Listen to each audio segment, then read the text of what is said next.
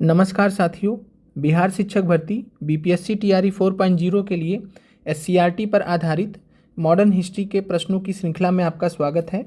आज के episode number 1 में हम आपके लिए एससीईआरटी क्लास 10th से मॉडर्न हिस्ट्री के प्रश्न लेके आए हैं और साथ में यह आपका पहला एपिसोड है जिसमें हम एससीईआरटी से संबंधित मॉडर्न हिस्ट्री के प्रश्नों को कवर कर रहे हैं। यहाँ पर आगे बढ़ने से पहले आप सभी अभ्यर्थियों को जानकारी दे दें कि क्लास 10th एससीईआरटी की अगर हम बात करें तो यहाँ पर जो क्लास 10th एससीईआरटी की जो पुस्तक है ये मुख्यतः विश्व इतिहास के लिए जानी जाती है, विश्व इतिहास के लिए। लेकिन अगर हम यहाँ पर बात करें तो 2 चैप्टर्स ऐसे हैं, जैसे कि यहाँ पर आप देख पा रहे हैं भारत में राष्ट्रवाद।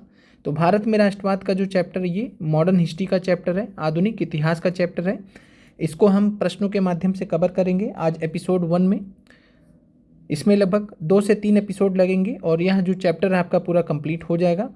आज पहले एपिसोड में हम लगभग 35 प्रश्न देखने वाले हैं भारत में राष्ट्रवाद से। इसके अलावा मॉडर्न हिस्ट्री की बात करें तो मॉडर्न हिस्ट्री से संबंधित प्रेस, संस्कृति एवं राष्ट्रवाद चैप्टर से आपको प्रश्न हम कराएंगे। तो कुल मिलाकर आपको यहाँ पर क्लास 10th एससीईआरटी की पुस्तक से, जो कि वर्ल्ड हिस्ट्री की पुस्तक है, विश्व इतिहास की पुस्तक है, यहाँ से 2 चैप्टर्स ही हमें देखने हैं मॉडर्न हिस्ट्री के लिए। तो भारत में राष्ट्रवाद को हम प्रश्नों के माध्यम से कवर करेंगे, प्रेस, संस्कृति एवं राष्ट्रवाद को भी हम प्रश्नों के माध्यम से करेंगे।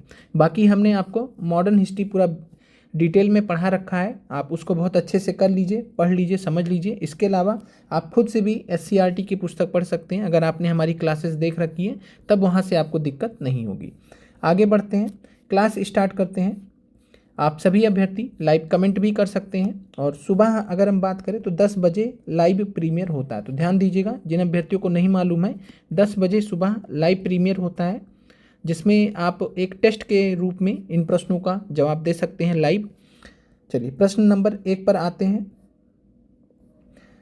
निम्नलिखित में से किसने 1 नवंबर 1858 को महारानी विक्टोरिया की उद्घोषणा को इलाहाबाद में पढ़कर सुनाया था? ऑप्शन ए है लॉर्ड डलहौजी, ऑप्शन बी है लॉर्ड कैनिंग, ऑप्शन सी है लॉर्ड लिटन। तो आंसर क्या हो जाएगा पहले नंबर प्रश्न का? तो 1 नवंबर 1858 को महारानी विक्टोरिया की उद्घोषणा को पढ़कर सुनाया था इलाहाबाद में। तो आंसर यहाँ पर आपका है लॉर्ड कैनिंग। लॉर्ड डलहौजी की बात करें तो 1848 से 1856 के बीच में ही भारत के गवर्नर जनरल थे। तो 1858 में ये थे ही नहीं, तो ये आंसर तो होंगे नहीं। लॉर्ड लिटन की अगर हम बात करते हैं तो लॉर्ड लिटन 1876 से लेकर 1880 के मध्य भारत के वायसराय रहे हैं, तो ये भी नहीं हो सकते। और लॉर्ड कैनिंग की बात करते हैं तो 1856 से लेकर 58 तक, 1856 से लेकर 58 तक भारत के अंतिम गवर्नर जनरल थे और साथ में 1858 से लेकर 62 तक भारत के प्रथम वायसराय भी थे लॉर्ड कैनिंग। और लॉर्ड कैनिंग के समय ही अगर हम बात करें तो लॉर्ड कैनिंग के समय ही 1857 की क्रांति हुई थी। 1857 की क्रांति को दबाने के पश्चात ब्रिटिश सरकार ने जो है ईस्ट इंडिया कंपनी का जो शासन है उसको समाप्त कर दिया था। आपको कानून का नाम भी मालूम है, 1858 के अधिनियम के तहत। और यहाँ पर 1 नवंबर 1858 डेट याद रखिएगा, महारानी विक्टोरिया की उद्घोषणा को पढ़कर सुनाया गया था इलाहाबाद में और इसको सुनाया था लॉर्ड कैनिंग ने। लॉर्ड कैनिंग के बारे में आपको इतना क्लियर हो गया। अगले प्रश्न पर चलते हैं। अगला प्रश्न है 1878 में किस वायसराय ने प्रेस पर प्रतिबंध लगाने के लिए वर्नाकुलर प्रेस एक्ट पारित किया था? तो 1878 में किस वायसराय ने प्रेस पर प्रतिबंध लगाया था, वर्नाकुलर प्रेस एक्ट पारित किया था? वर्नाकुलर प्रेस एक्ट को गैगिंग एक्ट भी कहते हैं, ये भी पूछा गया है बीपीएससी सिविल सर्विसेज में। तो गैगिंग एक्ट ध्यान रखिएगा किसको कहते थे, वर्नाकुलर प्रेस एक्ट को। और वर्नाकुलर प्रेस एक्ट के अंतर्गत ब्रिटिश सरकार ने जो भारत के जो देसी भाषाओं में जितने भी प्रेस चलते थे उन पर टारगेट किया गया था। तमाम तरीके के यहाँ पर रिस्ट्रिक्शंस लगाए गए थे और ये किसके समय में लाया गया था? तो वर्नाकुलर प्रेस एक्ट पारित किया था लॉर्ड लिटन ने। लॉर्ड लिटन का टाइम पीरियड आपको मालूम है 1876 से 80 के मध्य। लॉर्ड मेयो की बात करें तो लॉर्ड मेयो के समय में प्रथम जनगणना आई थी। प्रथम जनगणना जो कि कब आई थी? 1872 में, लॉर्ड मेयो के समय में। लॉर्ड रिपन की बात करें तो 1880 से लेकर 1884 के बीच में भारत के वायसराय थे। साथ में लॉर्ड रिपन को भारत में स्वशासन का जनक भी माना जाता है, भारत में स्वशासन का जनक भी माना जाता है। और लॉर्ड रिपन ने जो है लॉर्ड लिटन के कई सारे कार्यों का जो है कैंसिल भी किया था, उसको रद्द भी किया था अपने समय में। यहाँ पर बात करते हैं वर्नाकुलर प्रेस एक्ट, तो आंसर हो जाएगा लॉर्ड लिटन। दूसरे नंबर प्रश्न का राइट आंसर सी हो जाएगा। अगला प्रश्न है, लॉर्ड लिटन ने किस वर्ष भारतीयों के लिए आर्म्स एक्ट के द्वारा शस्त्र रखना गैर कानूनी घोषित कर दिया था? तो लॉर्ड लिटन ने किस वर्ष भारतीयों के लिए आर्म्स एक्ट शस्त्र अधिनियम के द्वारा शस्त्र रखना गैर कानूनी घोषित कर दिया था? 1875 में, 1877 में, 1879 में, एक से अधिक या नन ऑफ दिस? क्या आंसर होगा इस प्रश्न का? तो आर्म्स एक्ट के द्वारा शस्त्र रखना गैर कानूनी घोषित कर दिया था लॉर्ड लिटन ने 1879 में। बाकी इसके अलावा जब आपसे पूछेगा कि लॉर्ड लिटन ने आर्म्स एक्ट या शस्त्र अधिनियम कब पारित किया, तो ध्यान रखिएगा कब पारित किया था? 1878 में। ये फ़र्क है, ध्यान रखिएगा। SCRT से हमने चूंकि प्रश्न बनाया है और वहाँ पर वहीं से ये पॉइंट लिया गया है कि लॉर्ड लिटन ने किस वर्ष भारतीयों के लिए आर्म्स एक्ट के द्वारा शस्त्र रखना गैर कानूनी घोषित किया था, तो 1879 वहाँ पर माना गया। तो ध्यान रखिएगा। और जब आपसे पूछे पारित कब किया गया था, तो आपका आंसर हो जाएगा 1878। अगला प्रश्न है, 1883 में इल्बर्ट बिल को किसने पेश किया था? तो 1883 में इल्बर्ट बिल को कौन पेश करेगा? तो उस समय जो तत्कालीन वायसराय भारत के रहे होंगे, तो कौन थे? Lord Ripon. लॉर्ड रिपन थे 1884 तक, 1880 से लेकर 84 तक थे। लॉर्ड डफरिन की बात करें तो 1884 से लेकर 1888 तक थे। और लॉर्ड डफरिन के समय में ही भारतीय राष्ट्रीय कांग्रेस की स्थापना हुई थी। तो भारतीय राष्ट्रीय कांग्रेस की स्थापना के समय भारत के वायसराय कौन थे? तो भारतीय राष्ट्रीय कांग्रेस की स्थापना के समय भारत के वायसराय थे लॉर्ड डफरिन। अगले प्रश्न पर चलते हैं। तो इल्बर्ट बिल किसके समय में आया था? लॉर्ड रिपन के समय में आया था। किस वर्ष लॉर्ड कर्जन ने कलकत्ता कॉरपोरेशन एक्ट पारित किया था? अच्छा प्रश्न है, आंसर बताइएगा। तो किस वर्ष लॉर्ड कर्जन ने कलकत्ता कॉरपोरेशन एक्ट पारित किया था? तो लॉर्ड कर्जन ने अपने शासन के प्रथम वर्ष में ही 1899 में आए थे, 1905 तक रहे हैं। जैसे आए हैं वैसे ही इन्होंने कलकत्ता कॉरपोरेशन एक्ट या कलकत्ता कॉरपोरेशन अधिनियम पारित किया था 1899 में। अगले प्रश्न पर चलते हैं। अगला प्रश्न है, निम्नलिखित में से किसने 1904 में विश्वविद्यालय अधिनियम द्वारा विश्वविद्यालयों पर सरकारी नियंत्रण बढ़ा दिया था? तो वही बात है, आपको अगर वर्ष याद है, अगर गवर्नर जनरल या वायसराय उस समय के याद है, तो आप आराम से आंसर तक पहुंच जाएंगे। क्या आंसर हो जाएगा? Lord Curzon. लॉर्ड हार्डिंग की बात करें तो लॉर्ड हार्डिंग का जो समय है वो है 1910 से लेकर 1916। लॉर्ड हार्डिंग के समय में ही बंगाल विभाजन को रद्द किया गया था। बंगाल विभाजन को रद्द किया गया था। लॉर्ड हार्डिंग के समय में ही तीसरा दिल्ली दरबार लगा था। तीसरा दिल्ली दरबार लगा था। और ये दिल्ली दरबार कब लगा था? तो 12 दिसंबर 1911 को।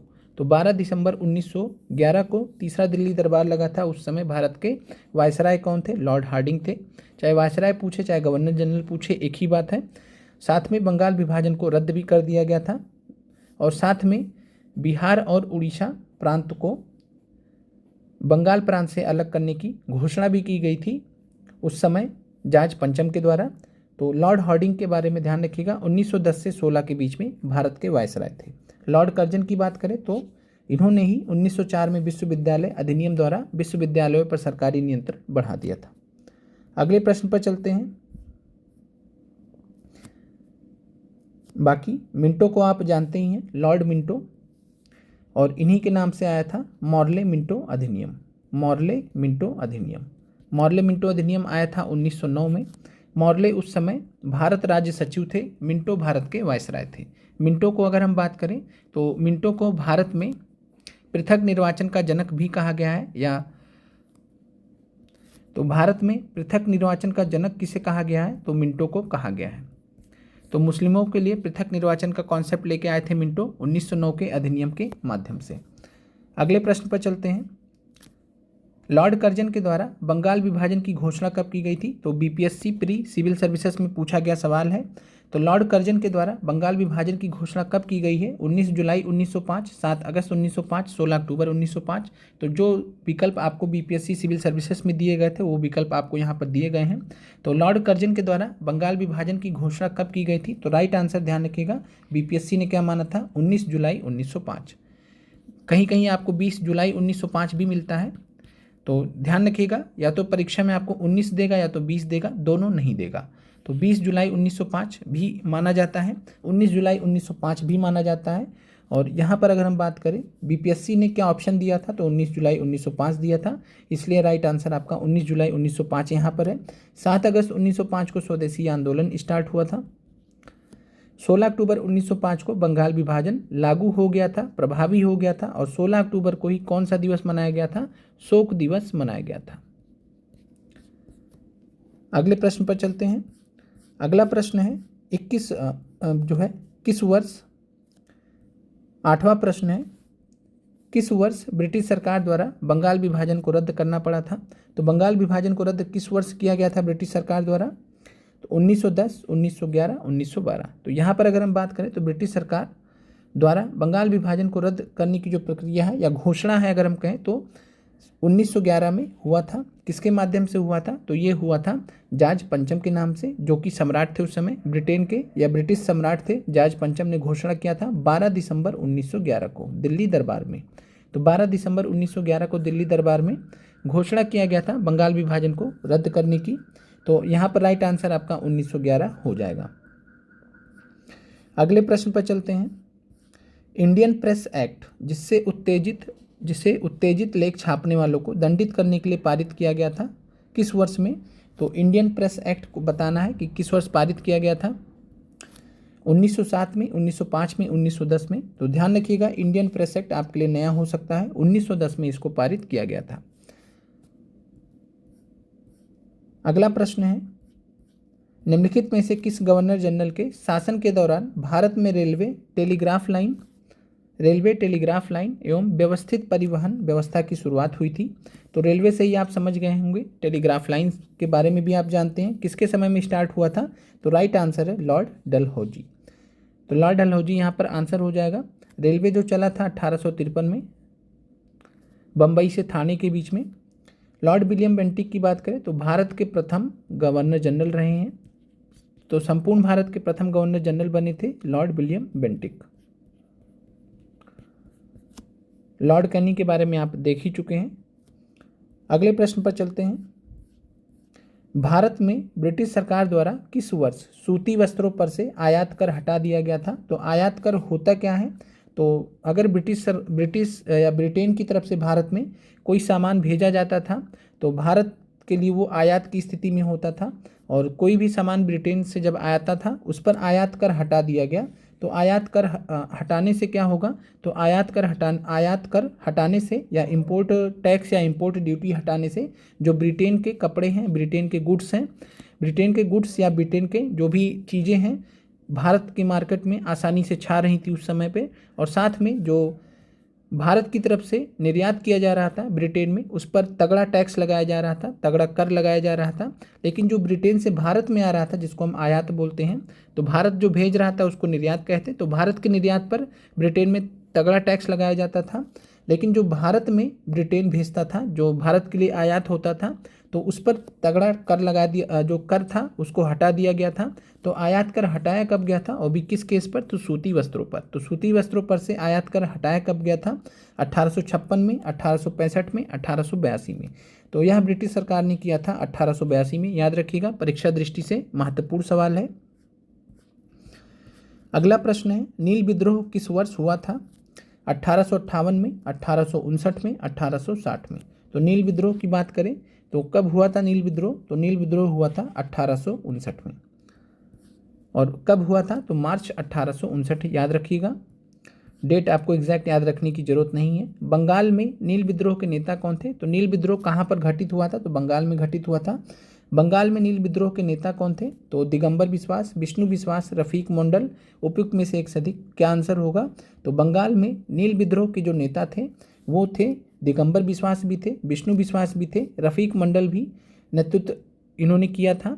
लेकिन जो मुख्य आप देखते हैं, जो मुख्य नेतृत्वकर्ता देखते हैं वो दिगंबर विश्वास और विष्णु विश्वास ही थे। तो यहाँ पर उपयुक्त में से एक से अधिक, दो ही आंसर से आप यहाँ पर पहुँच सकते हैं। बाकी रफीक मंडल भी नेता थे नील विद्रोह के। प्रमुख नेता दिगंबर विश्वास और विष्णु विश्वास थे। और नील विद्रोह की अगर हम बात करते हैं तो नील विद्रोह प्रेरित थी, तो नील विद्रोह प्रेरित था दीनबंधु मित्र के दीनबंधु मित्र के नाटक जिसका नाम था नील दर्पण। नील दर्पण। और साथ में आप कमेंट कीजिएगा कि नील दर्पण को किस वर्ष छापा गया था, पब्लिश किया गया था।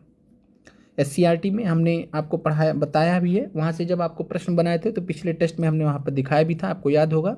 तो आप कमेंट कीजिएगा कि दीनबंधु मित्र द्वारा जो रचित नाटक था जिसका नाम था नील दर्पण, जिससे नील विद्रोह प्रभावित हुआ था। और नील दर्पण जो एक पुस्तक है ये कब आई थी, कब छपी थी, कब पब्लिश हुई थी, किस वर्ष। अगले प्रश्न पर चलते हैं। तो यहाँ पर राइट आंसर आपका 1 से अधिक हो जाएगा।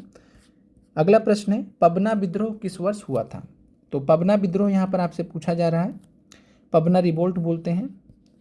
तो पबना विद्रोह या पबना रिवोल्ट कब हुआ था? 1868 से 70, 1880 से 83, 1873 से 76।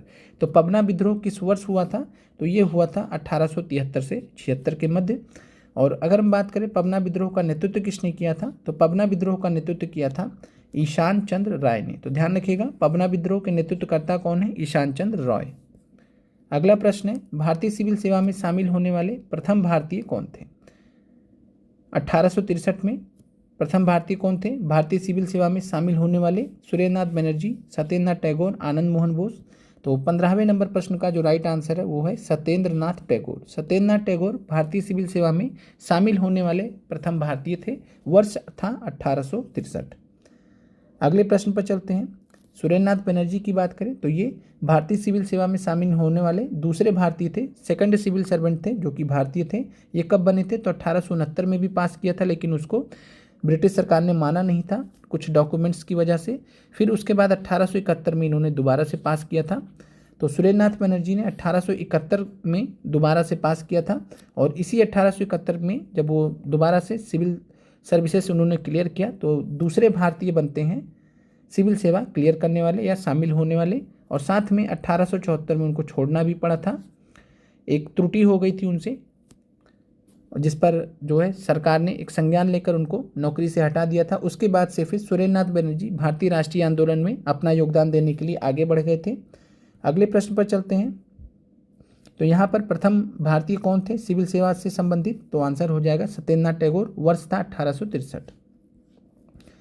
अगला प्रश्न है निम्नलिखित में से किस वर्ष सुरेंद्रनाथ बनर्जी को भारतीय सिविल सेवा से हटा दिया गया था? 1871, 1869, 1874। तो 1869 में तो पहली बार ये चुने गए थे, सेलेक्ट हुए थे, लेकिन इनको एक्सेप्ट नहीं किया गया। दूसरी बार 1871 में चुने गए थे, यहाँ से इनको जॉब लगा।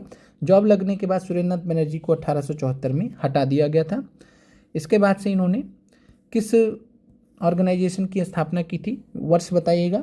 तो आंसर है इंडियन एसोसिएशन। इंडियन एसोसिएशन की स्थापना कब किया था? कमेंट कीजिएगा। इंडियन एसोसिएशन की स्थापना कब किया था? सुरेंद्रनाथ बनर्जी ने आनंद मोहन बोस के साथ में मिलकर इंडियन एसोसिएशन की स्थापना की थी सुरेंद्रनाथ बनर्जी ने। अगले प्रश्न पर चलते हैं। अगला प्रश्न है वर्ष 1885 में अखिल भारतीय राष्ट्रीय कांग्रेस के संस्थापक कौन थे? इस बार TRE 3 में पूछा गया आसान सवाल था। दादा भाई नौरोजी, एव ह्यूम यानी Alexander Octave Hume, Surendranath Banerjee. तो यहाँ पर क्या आंसर होगा या 1 से अधिक? तो भारतीय राष्ट्रीय कांग्रेस के संस्थापक वर्ष 1885 में कांग्रेस बनी थी। तो यहाँ पर अगर हम बात करें तो अलेक्जेंडर ऑक्टेव ह्यूम, तो अलेक्जेंडर ऑक्टेव ह्यूम जो कि रिटायर्ड सिविल सर्वेंट अधिकारी थे, तो रिटायर्ड सिविल सर्वेंट ऑफिसर थे, अधिकारी थे अलेक्जेंडर ऑक्टेव ह्यूम। इन्हीं को क्रेडिट जाता है भारतीय राष्ट्रीय कांग्रेस की स्थापना का। तो भारतीय राष्ट्रीय कांग्रेस के संस्थापक केवल और केवल एक व्यक्ति माने जाते हैं, और वो कौन थे? Alexander Octave Hume. 1885 में कांग्रेस के अध्यक्ष, प्रथम सम्मेलन के अध्यक्ष कौन बने थे? तो प्रथम अधिवेशन के अध्यक्ष बने थे बेमोश चंद बनर्जी। तो बेमोश चंद बनर्जी। और साथ में अगर पूछे कि 1885 में अखिल भारतीय राष्ट्रीय कांग्रेस के प्रथम सम्मेलन के दौरान महासचिव कौन थे? तो प्रथम महासचिव कौन थे? तो जब आपसे पूछेगा प्रथम महासचिव कौन थे, तो आंसर हो जाएगा अलेक्जेंडर ऑक्टेव ह्यूम। अगले प्रश्न पर चलते हैं। बाकी सुरेंद्रनाथ बनर्जी ने पार्टिसिपेट ही नहीं किया था, किन्हीं कारणों से पहले अधिवेशन में उपस्थित नहीं थे सुरेंद्रनाथ बनर्जी जी। अगला प्रश्न है 1913 में गदर पार्टी की स्थापना सैन फ्रांसिस्को में किसने की थी? लाला हरदयाल ने, गुलाब कौर ने, भाई परमानंद ने। तो 1913 में गदर पार्टी की स्थापना सैन फ्रांसिस्को अमेरिका में किया था लाला हरदयाल ने। तो लाला हरदयाल को संस्थापक माना जाता है। जब आपसे पूछे कि अध्यक्ष कौन थे, तो संस्थापक अध्यक्ष जब आपसे पूछेगा, मान लीजिए आपसे पूछे कि गदर पार्टी के संस्थापक अध्यक्ष कौन थे, तब वहाँ पर आपका आंसर हो जाएगा सोहन सिंह भाखना। या फिर मान लीजिए कि लाला हरदयाल नहीं दिया गया है, तब आपको सोहन सिंह भाखना विकल्प में दिया जाएगा अध्यक्ष के रूप में। तो सोहन सिंह भाखना जो है संस्थापक के रूप में, सोहन सिंह भाखना संस्थापक सदस्य भी थे लाला हरदयाल के साथ में। जब आपसे जनरली आपसे पूछा जाता तो आपको विकल्प में लाला हरदयाल दिया जाता है। तो लाला हरदयाल के अलावा और कौन संस्थापक थे, तो सोहन सिंह भाखना। और सोहन सिंह भाखना किस पद पर थे, तो संस्थापक अध्यक्ष थे। तो ध्यान रखिएगा, सोहन सिंह भाखना संस्थापक अध्यक्ष थे गदर पार्टी के, और संस्थापक कौन थे, तो लाला हरदयाल। अगले प्रश्न पर चलते हैं। अगला प्रश्न है, निम्नलिखित में से किसने आयरलैंड से प्रेरित होकर भारत में होम रूल लीग आंदोलन आरंभ किया था वर्ष 1916 में। तो आयरलैंड से प्रेरित था होम रूल लीग आंदोलन, एनी बेसेंट, लाला लाजपत राय, बाल गंगाधर तिलक। क्या आंसर होगा यहाँ पर 19वें नंबर प्रश्न का? तो बात करें तो बाल गंगाधर तिलक ने अप्रैल 1916 में होम रूल लीग आंदोलन आरंभ किया था। एनी बेसेंट ने सितंबर 1916 में होम रूल लीग स्टार्ट किया था। तो कुल मिलाकर होम रूल लीग आंदोलन से जुड़े दो महत्वपूर्ण नेता थे, और वो दो लोग कौन थे, तो एनी बेसेंट थी और साथ में बाल गंगाधर तिलक। लाला लाजपत राय की बात करें तो होम रूल लीग आंदोलन इन्होंने आरंभ नहीं किया था। तो ए और सी यहाँ पे आपका राइट आंसर है। ए और सी के वजह से आपका राइट आंसर हो जाएगा उपयुक्त में से एक से अधिक। अगले प्रश्न पर चलते हैं। अगला प्रश्न है, कांग्रेस के किस अधिवेशन में गर्म दल और नरम दल एक हो गए थे? बांकीपुर अधिवेशन 1912, लखनऊ अधिवेशन 1916, बम्बई अधिवेशन 1915। तो यहाँ पर आप बताइए कि कांग्रेस के किस अधिवेशन के दौरान गर्म दल और नरम दल एक हो गए थे? तो यहाँ पर बात करें बांकीपुर अधिवेशन की, तो बिहार में होने वाला प्रथम कांग्रेसी अधिवेशन था। तो कांग्रेस का प्रथम अधिवेशन जो बिहार में हुआ, बांकीपुर अधिवेशन, RN मुधोलकर के जो है अध्यक्षता में। लखनऊ अधिवेशन की बात करें, और यहाँ पर थोड़ा सा आप सभी अभ्यर्थियों को जानकारी देना चाहेंगे कि जितने भी अभ्यर्थी यहाँ पर हमारे वीडियोस देखते हैं, तो आप सभी अभ्यर्थियों को बता दें कि हम आपके लिए प्रश्नों को भी अलग से टेलीग्राम में आपको करने के लिए देते हैं। तो टेलीग्राम का जो टेस्ट सीरीज़ का ग्रुप है, उसी में हमने एक सब ग्रुप बना रखा है, जिसमें TRE 4 के लिए मोस्ट इम्पॉर्टेंट क्वेश्चंस का हमने एक सेगमेंट बना रखा। तो वहाँ पर आपको डेली 10 से 15 क्वेश्चंस डेली दिए जाते हैं। इस समय बिहार स्पेशल पे वहाँ पे ज़बरदस्त प्रश्न आपको दिए जा रहे हैं मॉडर्न हिस्ट्री से। तो ध्यान रखिएगा, बिहार स्पेशल से संबंधित मॉडर्न हिस्ट्री के बहुत ही अच्छे प्रश्न हम वहाँ पर आपको करा रहे हैं, तो आप उनको भी ज़रूर कर लीजिएगा। टेस्ट सीरीज़ वाले ग्रुप को भी हमने अलग कर दिया है, उसमें भी कई सारे ग्रुप बन गए हैं। तो जब आपका टेस्ट होगा तो टेस्ट सीरीज़ वाले ग्रुप के मेन पेज पे होता है। जब आपको प्रश्न कराए जाते तो आपको वहाँ पे मोस्ट इंपॉर्टेंट क्वेश्चंस का जो सेगमेंट है, वहाँ से आपको टेस्ट के जो डेली हम क्वेश्चंस आपको करने को देते हैं 10 से 15, वो आप वहाँ से देख सकते हैं। अभी तक बिहार स्पेशल के 85 प्रश्न हो चुके हैं। ओवरऑल अगर हम बात करें तो लगभग 500 प्रश्न हमारे इस मोस्ट इम्पॉर्टेंट वाले सेक्शन में या ग्रुप में पड़े हुए हैं। तो लगभग 500 प्रश्न आप BPSC TRE 4 के लिए बहुत ही इंपॉर्टेंट वहाँ पर देख सकते हैं। 85 प्रश्न अगर हम बात करें तो इन 500 में से अभी 1 से लेकर 85 तक जो आपको दिख रहा होगा, तो 1 से 85 तक हमने बिहार स्पेशल का सेगमेंट स्टार्ट किया। लगभग मान के चलिए कि यहाँ पर आपको 150 से 200 क्वेश्चन जाएंगे बिहार स्पेशल में, वही आपको तैयार करके जाना रहेगा। हर एक केस में वहीं से आपका परीक्षा में प्रश्न आएगा, उससे इतर एक भी प्रश्न कहीं भी नहीं जाएगा। चलिए आगे बढ़ते हैं। बाकी कमेंट सेक्शन में हम वापस से आपको लिंक दे देंगे। तो जिन भी अभ्यर्थियों ने टेलीग्राम का टेस्ट सीरीज़ ग्रुप नहीं ज्वाइन किया तो आप वहाँ पर ज्वाइन कर लीजिए। वहाँ पर हमने कई सारे टेस्ट भी कराए हैं, आगे कुछ समय पश्चात टेस्ट फिर से कंटिन्यू होंगे। कांग्रेस के किस अधिवेशन में गर्म दल और नरम दल एक हो गए थे? तो यहाँ पर आंसर है लखनऊ अधिवेशन 1916। तो लखनऊ अधिवेशन 1916 की अध्यक्षता किसने की थी? तो अंबिका चरण मजूमदार ने। तो ध्यान रखिएगा, अंबिका चरण मजूमदार ने लखनऊ अधिवेशन 1916 की अध्यक्षता की थी। बांकीपुर अधिवेशन 1912 में जवाहरलाल नेहरू ने प्रथम बार पार्टिसिपेट किया था। तो जवाहरलाल नेहरू के द्वारा अटेंड किया गया प्रथम अधिवेशन बांकीपुर अधिवेशन 1912 का था। साथ में लखनऊ अधिवेशन 1916 में महात्मा गांधी जब दक्षिण अफ्रीका से लौटे थे, तो लखनऊ अधिवेशन में महात्मा गांधी की उपस्थिति थी, और महात्मा गांधी की उपस्थिति होने के कारण यहाँ पर चंपारण का जो नील किसानों का जो चंपारण का मुद्दा था, वो कांग्रेस के संज्ञान में आया था 1916 के अधिवेशन में।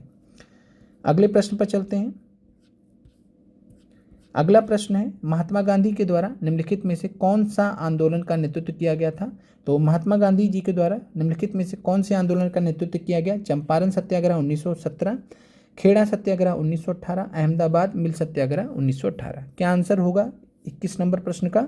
तो यहाँ पर बात करें महात्मा गांधी जी से संबंधित सभी सत्याग्रह हैं, तो चंपारण सत्याग्रह 1917 महात्मा गांधी ने नेतृत्व किया था। ध्यान रखिएगा, राजकुमार शुक्ला ने कभी भी राजकुमार शुक्ला को नेतृत्वकर्ता नहीं माना जाता है। राजकुमार शुक्ला ने सहयोगी की भूमिका अदा की थी। तो ध्यान रखिएगा, राजकुमार शुक्ला ने महात्मा गांधी के सहयोगी की भूमिका अदा की थी। राजकुमार शुक्ला ने महात्मा गांधी को निमंत्रण दिया था कि आप चंपारण आइए, नील किसानों का जो मुद्दा है उसको उठाइए, देखिए। तो ये चीज़ें हैं, तो ये आपको ध्यान रखना। खेड़ा सत्याग्रह और अहमदाबाद मिल सत्याग्रह, तो यहाँ पर आंसर आपका हो जाएगा, तीनों सही हैं, तो उपयुक्त में से एक से अधिक हो जाएगा। पहले चंपारण सत्याग्रह आया, फिर अहमदाबाद आया, फिर खेड़ा आया। तो सी एक के करके आप केक करके याद कर सकते हैं। C for Champaran, A for Ahmedabad, K for Kheda. अगले प्रश्न पर चलते हैं। रोलेट एक्ट, जिसमें किसी भारतीय को बिना अदालत में मुकदमा चलाए जेल में बंद किया जा सकता था, किस वर्ष पारित हुआ था? तो यहाँ पर किस वर्ष कर लीजिएगा, तो किस वर्ष पारित किया गया था रोलेट एक्ट को? 1919 में, 1920 में, 1918 में। तो रोलेट एक्ट को बात करें तो रोलेट एक्ट जो बना था वो सिडनी रोलेट, ध्यान रखिएगा, सिडनी रोलेट एक जज थे, न्यायाधीश थे। तो सिडनी रोलेट की अध्यक्षता में एक समिति बनी थी और उस समिति के सिफारिश पे रोलेट एक्ट बना था। तो सिडनी रोलेट का नाम याद रखिएगा और इन्हीं के नाम से इस एक्ट को रोलेट एक्ट नाम रखा गया। तो यहाँ पर बात करें किस वर्ष आया था, तो आपका राइट आंसर हो जाएगा 1919। अगला प्रश्न है, जालियांवाला बाग हत्याकांड कब घटित हुआ था? तो जालियांवाला बाग हत्याकांड 13 मार्च 1919, 13 अप्रैल 1920, 13 अप्रैल 1919। क्या आंसर होगा 23 नंबर प्रश्न का? तो जालियांवाला बाग हत्याकांड बात करें तो 13 अप्रैल 1919 के दिन घटित हुआ था।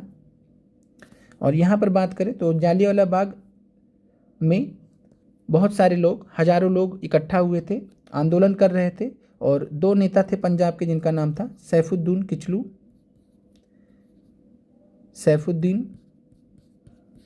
किचलू और डॉक्टर सत्यपाल। तो सैफुद्दीन किचलू और डॉक्टर सत्यपाल दो नेता थे जो कि पंजाब के थे, जिनको गिरफ्तार कर लिया गया था ब्रिटिश सरकार द्वारा। इन्हीं की गिरफ्तारी का विरोध करने के लिए लोग जुटे थे और साथ में त्यौहार भी मनाने के लिए जुटे थे। और यहाँ पर एक निर्लज्ज और बहुत ही कह सकते हैं कि घटिया किस्म के अंग्रेज अधिकारी ने, जिसके कमांड में ये पूरा क्षेत्र था, गोली चलाने का आदेश दे दिया था, जिसके परिणाम स्वरूप जालियांवाला बाग हत्याकांड हुआ था 13 अप्रैल 1919 को दिन। 13 अप्रैल को कौन सा त्यौहार पड़ा था, कमेंट कीजिएगा। अगले प्रश्न पर चलते हैं। भारत सरकार अधिनियम 1919 को किस नाम से जाना जाता है? मॉर्ले मिंटो अधिनियम, मॉन्टेग्यू चेम्सफोर्ड योजना, मॉन्टेग्यू की घोषणा। तो भारत सरकार अधिनियम 1919 को किस नाम से जाना जाता है? तो राइट आंसर हो जाएगा मॉन्टेग्यू चेम्सफोर्ड योजना। मॉन्टेग्यू उस समय भारत के राज्य सचिव थे, चेम्सफोर्ड थे भारत के वायसराय। कब तक थे? 1916 से लेकर 1921 तक। 1910 से 16 के बीच में कौन थे? तो लॉर्ड हार्डिंग थे 1910 से 16 के बीच में। 1916 से 21 के बीच में कौन थे? लॉर्ड चेम्सफोर्ड थे। 1921 से लेकर 26 के बीच में कौन थे? लॉर्ड रीडिंग थे। 1921 से 26 के बीच में। बाकी एक क्लास आपको करा देंगे जिसमें आपका गवर्नर जनरल से संबंधित परीक्षा दृष्टि से सब तैयार हो जाएगा। इसके अलावा 1926 से 31 का जो टाइम है वो था लॉर्ड इरविन का। तो लॉर्ड इरविन का टाइम है 1926 से लेकर 31 तक। मॉन्टेग्यू की घोषणा की बात करें तो ये 1917 में आया था। मॉन्टेग्यू चेम्सफोर्ड योजना कहते हैं, या मॉन्टेग्यू चेम्सफोर्ड सुधार भी कहते हैं, या मोंटफोर्ड सुधार भी कहते हैं। तो ध्यान रखिएगा, कई सारे नाम हैं। तो मॉन्टेग्यू से मोंट लिया गया, चेम्सफोर्ड से फोर्ड लिया गया, इसीलिए इसको हम मॉन्टफोर्ड सुधार भी कहते हैं। तो 3 नाम है, भारत सरकार अधिनियम 1919, मॉन्टेग्यू चेम्सफोर्ड योजना, या मोंटफोर्ड सुधार अधिनियम। अगले प्रश्न पर चलते हैं। अगला प्रश्न है, भारत के इतिहास में लखनऊ समझौता कब हुआ था, जिससे मुस्लिम लीग और कांग्रेस समझौता भी कहते हैं। तो लीग कांग्रेस समझौता, जिसमें एक तरफ मुस्लिम लीग और दूसरी तरफ कांग्रेस। तो मुस्लिम लीग और कांग्रेस में जो समझौता हुआ उसको हम लीग कांग्रेस समझौता कहते हैं, जिसमें मुस्लिम लीग और कांग्रेस एक साथ आ गए थे। और यह चूँकि लखनऊ अधिवेशन में हुआ था, इसलिए इसको हम लखनऊ समझौता भी कहते हैं। तो यहाँ से आप आंसर तक आराम से पहुँच सकते थे। तो लखनऊ समझौता लखनऊ में ही हुआ होगा, तो लखनऊ अधिवेशन आपका राइट आंसर हो जाएगा। 1916 का लखनऊ अधिवेशन। इसी में गरम दल और नरम दल भी एक हो गए थे, इसी में मुस्लिम लीग और कांग्रेस भी एक हो गए थे। अगले 1917 के कलकत्ता अधिवेशन की बात करें तो 1917 का कलकत्ता अधिवेशन इसलिए माना जाता है क्योंकि इस अधिवेशन में हम आपको एक अधिवेशन का भी क्लास करा देंगे, तो उसके लिए भी आपको परेशान नहीं होना है। तो 1917 का जो कलकत्ता अधिवेशन है, इसमें बात करें तो भारतीय राष्ट्रीय कांग्रेस की प्रथम महिला अध्यक्ष बनी थी। तो प्रथम महिला अध्यक्ष कौन बनी थी? प्रथम महिला अध्यक्ष बनी थी एनी बेसेंट। 1917 के कलकत्ता अधिवेशन में। 1924 की बात करें तो 1924 में कौन बने थे भारतीय राष्ट्रीय कांग्रेस के अध्यक्ष? तो बने थे एकमात्र बार अपने जीवन में महात्मा गांधी जी। तो महात्मा गांधी जी एकमात्र बार जो है कांग्रेस के अध्यक्ष बने हैं 1924 के बेलगांव सेशन में। तो बेलगांव अधिवेशन में महात्मा गांधी जी बने थे। 1925 में अगर हम बात करते हैं तो भारत की प्रथम महिला अध्यक्ष, तो कांग्रेस की प्रथम भारतीय महिला अध्यक्ष एनी बेसेंट, चूँकि भारतीय थी नहीं, वो आयरलैंड से बिलोंग करती थी। तो जब आपसे पूछेगा प्रथम महिला अध्यक्ष कलकत्ता अधिवेशन 1917 में एनी बेसेंट, जब आपसे पूछेगा प्रथम भारतीय महिला अध्यक्ष कांग्रेस का, तो वो हो जाएंगे 1925 में सरोजनी नायडू। कानपुर अधिवेशन हुआ था सरोजनी नायडू, तो सरोजनी नायडू आंसर हो जाएगा 1925 में, अगर जब आपसे पूछे भारत की प्रथम महिला कांग्रेसी अध्यक्ष कानपुर अधिवेशन में। चलिए, क्लियर हो गया होगा। अगले प्रश्न पर चलते हैं। अगला प्रश्न है खिलाफत आंदोलन के बारे में सत्य कथन पर विचार करना है। खिलाफत आंदोलन का नेतृत्व अली बंधुओं ने किया था, जिनका नाम शौकत अली और मोहम्मद अली था। तो मोहम्मद अली और शौकत अली, जिनको हम अली बंधुओं के नाम से जानते हैं। 17 अक्टूबर 1919 को खिलाफत दिवस मनाया गया था। मौलाना अबुल कलाम आज़ाद और महात्मा गांधी ने खिलाफत आंदोलन का समर्थन किया था। तो यहाँ पर अगर हम बात करें तो तीनों ही स्टेटमेंट सही है। साथ में परीक्षा दृष्टि से याद रखिएगा, SCRT में ये डेट दिया गया है, तो आपको सरप्राइज करने के लिए एग्जामिनर पूछ सकता है कि निम्नलिखित में से खिलाफत दिवस कब मनाया गया था। तो याद कर लीजिएगा 17 अक्टूबर 1929 को। तो 19 को, तो 17 अक्टूबर 1919 को 1919 को खिलाफत दिवस या खिलाफत डे मनाया गया था। मौलाना अबुल कलाम आज़ाद और महात्मा गांधी ने खिलाफत आंदोलन का समर्थन भी किया था। तो 26 प्रश्न का राइट आंसर यहाँ पर हो जाएगा डी, 1 से अधिक।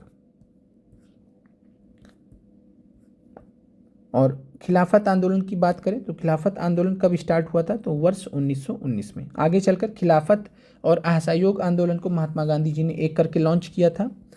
अगले प्रश्न पर चलते हैं।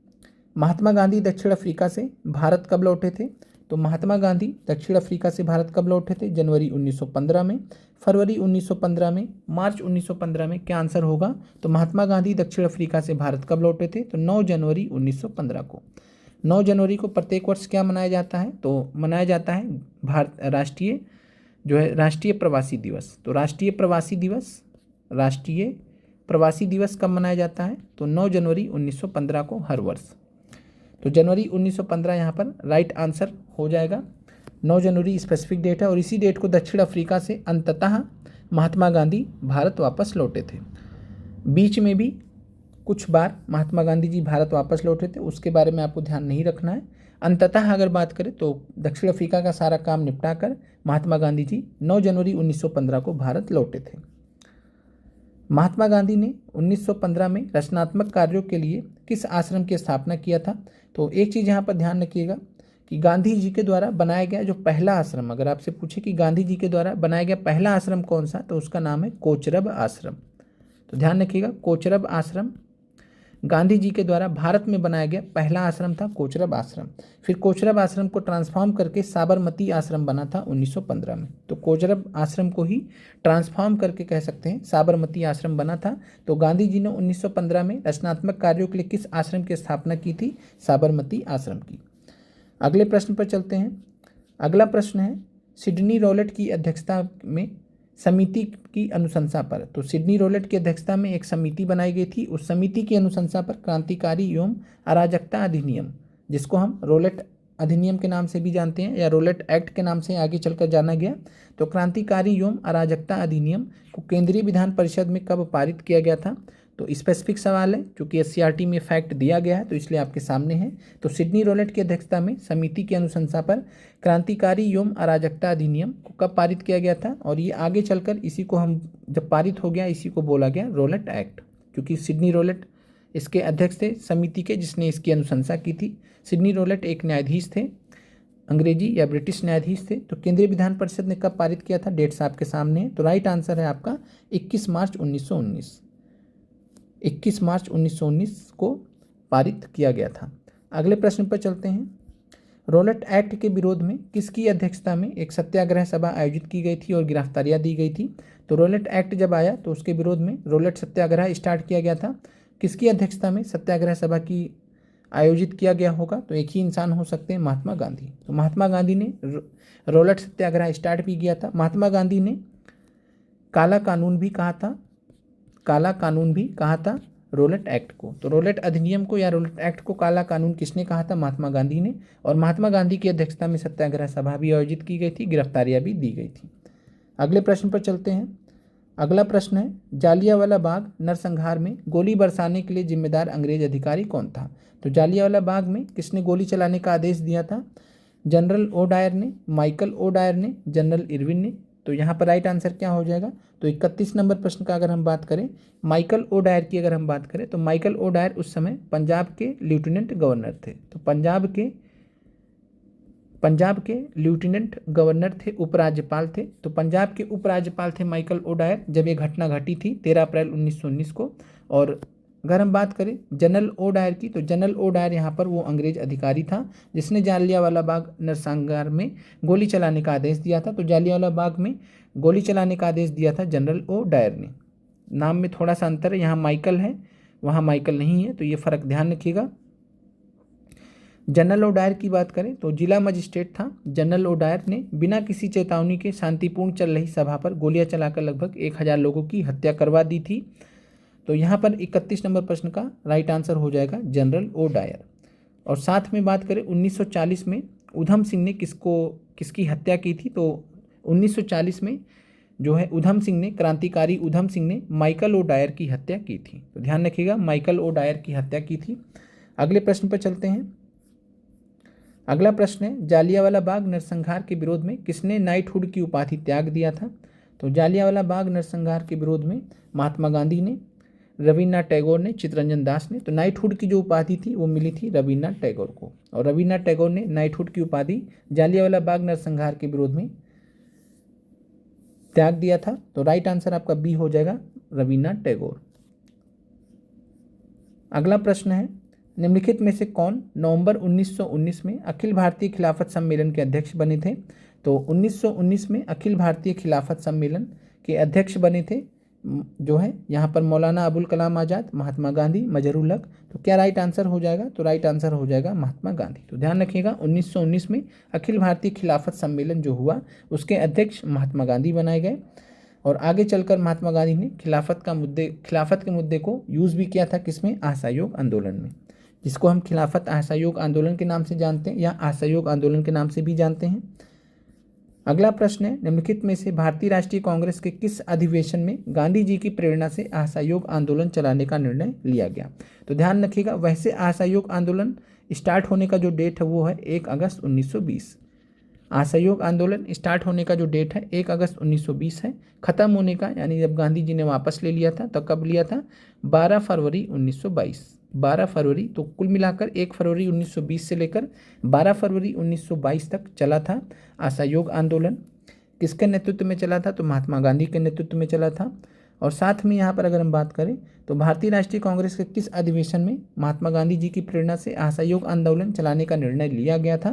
तो चूँकि एक जो है विशेष अधिवेशन बुलाया गया था जिसको बोलते हैं कलकत्ता अधिवेशन। तो सितंबर 1920 में एक विशेष अधिवेशन, स्पेशल सेशन लाया गया था। सितंबर 1920 का जो विशेष अधिवेशन है इसकी जो अध्यक्षता की थी ये की थी लाला लाजपत राय ने। तो लाला लाजपत राय एक बार कांग्रेस के अध्यक्ष बने थे। कब बने थे, तो इसी विशेष अधिवेशन में, कलकत्ता अधिवेशन में।